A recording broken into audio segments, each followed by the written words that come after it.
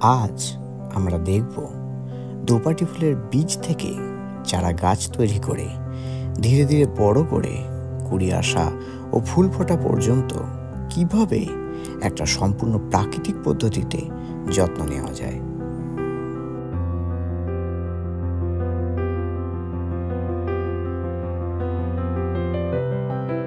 এটা হলো দোপাটি ফুলের বীজ।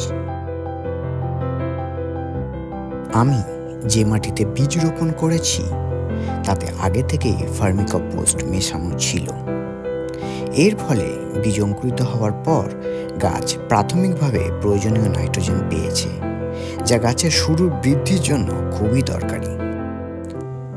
বীজগুলি অঙ্কুরিত হতে সময় লেগেছে 3 দিন।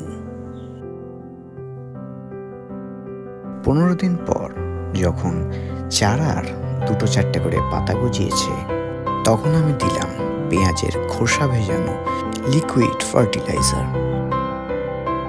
পেঁয়াজের খোসা ভেজানো লিকুইড ফার্টিলাইজার তৈরি করার জন্য ঠিক এতটা পরিমাণ পেঁয়াজের খোসা 4 লিটার জলে ভিজিয়ে রাখলাম। 2 দিন পরে লিকুইডটার রং ঠিক এই রকম দেখাবে। এই অনিয়ন পিল ফার্টিলাইজারটা একটা পাত্রে ছেঁকে নিয়ে 1 লিটার ফার্টিলাইজারের সাথে 3 লিটার জল মিশিয়ে গাছের মধ্যে দেওয়া হলো। চারার এই স্টেজে রুট ডেভেলপমেন্টের জন্য ফসফরাসের প্রয়োজন হয় এবং বিভিন্ন রকম রোগের হাত থেকে রক্ষা পাওয়ার জন্য প্রয়োজন হয় পটাশিয়ামের। অনিয়ন পিল ফার্টিলাইজার প্রয়োজনীয় ম্যাক্রোনিউট্রিয়েন্টসের ঘাটতি পূরণ করে।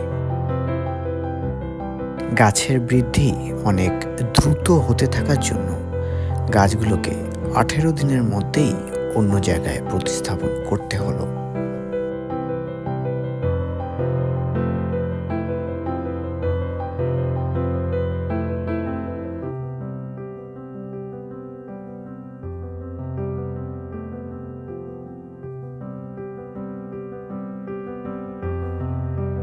চারা প্রতিস্থাপনের পর গাছের একটু লাইট প্রুনিং করতে হবে, যার ফলে গাছের অনেক শাখা প্রশাখা গজাবে এবং গাছটা অনেক ঘন হবে।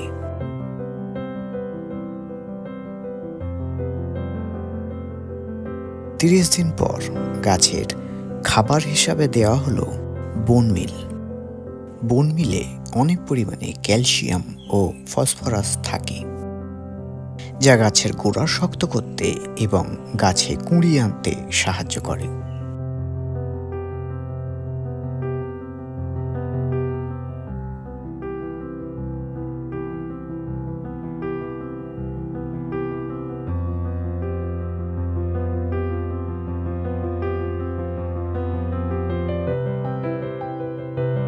চল্লিশ দিন পর গাছে কুঁড়ি দেখা গেল।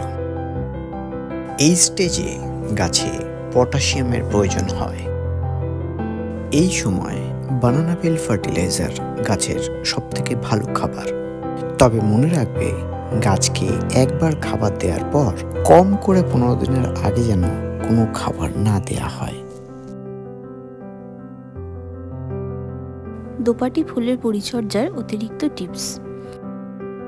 দোপাটি ফুলের প্রথম 60 দিন অতিরিক্ত নাইট্রোজেনযুক্ত সার দেওয়ার কোনো দরকার নেই, শুধুমাত্র ভার্মিকম্পোস্টই যথেষ্ট।